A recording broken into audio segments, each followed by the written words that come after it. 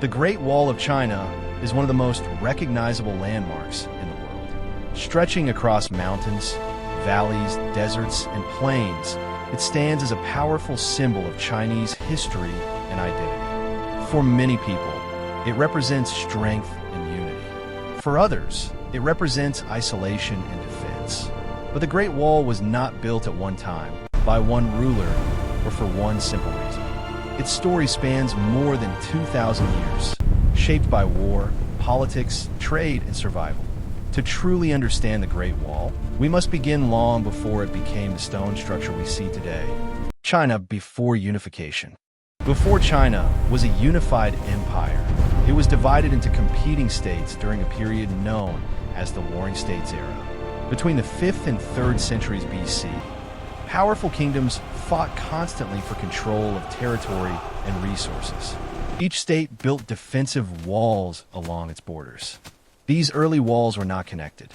They were usually constructed from packed earth, reinforced with wood and gravel. Their purpose was simple: to slow invading armies and mark territorial boundaries. At the same time, threats were not only internal. Nomadic tribes from the northern steppe, skilled horse riders, regularly raided settlements. The northern frontier became a zone of constant tension. Then, in 221 BC, one state emerged victorious. The Kingdom of Qin defeated its rivals and unified China under a single ruler. That ruler was Qin Shi Huang. Qin Shi Huang and the First Wall.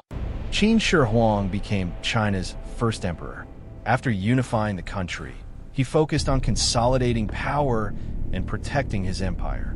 One of his major concerns was the threat from northern nomadic groups, especially the Xiongnu. Instead of building an entirely new wall, Qin ordered existing northern walls to be connected and expanded. This was the first major step toward what would later become known as the Great Wall. Construction was massive in scale. Historical accounts suggest that hundreds of thousands of laborers were mobilized. These included soldiers, peasants, prisoners, and convicts. They worked in harsh conditions, often far from home. The terrain was difficult. Materials had to be transported by hand. Food was limited. Many workers died from exhaustion, disease, or extreme weather. Although stories claim that bodies were buried inside the wall, modern historians debate how accurate those legends are. The Qin Wall was primarily made of rammed earth. Over time, much of it eroded, but its strategic purpose was clear: to create a defensive barrier between agricultural China and the nomadic north. The Han Dynasty and the Silk Road.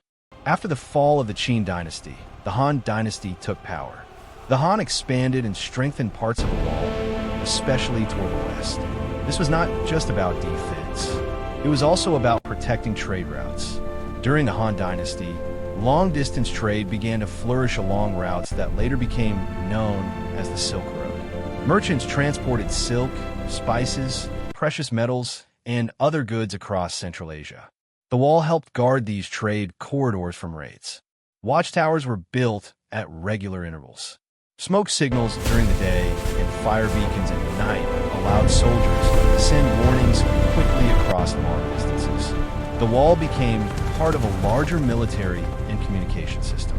However, it was not always a perfect solution. At times, diplomacy and trade agreements were used instead of warfare to manage northern threats. Invasions and limitations. Despite centuries of construction and reinforcement, the wall was never completely impenetrable. In the 13th century, the Mongols rose to power under Genghis Khan. The Mongols were highly mobile, disciplined, and skilled in warfare. They eventually breached defensive lines and conquered northern China.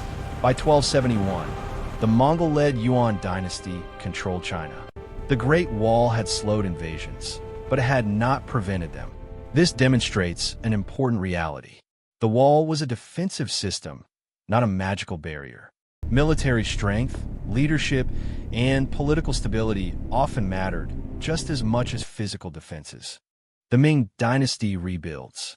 After the Mongols were overthrown in 1368, the Ming dynasty took control. Determined to prevent another invasion from the north, the Ming emperors launched the largest rebuilding project in the wall's history. This time, construction methods improved dramatically. Instead of rammed earth, builders used bricks and cut stone. Sections were reinforced with lime mortar. Massive guard towers, fortresses, and barracks were constructed at strategic mountain passes. The Ming Wall stretched across northern China and became one of the most advanced military defense systems of its time. Some sections reached heights of over 25 feet and were wide enough for several soldiers to walk side by side. The Ming Wall is the version most tourists visit today. Yet even this stronger wall had weaknesses. In 1644, Manchu forces crossed through a key pass after a Chinese general opened gates. The Manchus established the Qin dynasty. Again, the wall proved that no defense is stronger than the political unity behind it. Myths and measurements.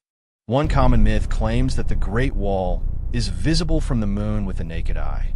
In reality, astronauts have confirmed that it is not easily visible from space without assistance.